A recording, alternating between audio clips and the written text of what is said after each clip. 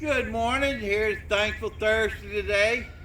So everybody up and out and bright out and pushing tails. I got the chickens over here going around picking up and up. There's Mr. Rooster. The neighbor's rooster crowing. So got doctor's appointment this morning I got to go to. So don't forget, we got the Survivor dinner tonight. So if you signed up, y'all don't forget Gail Jones. Looking forward to see you this afternoon and visit with you. So our birthday today is Mary Johnson. Happy birthday, Miss Mary. You have a great day and all. And so, there's Mr. Woodpecker. So he's out telling you good morning.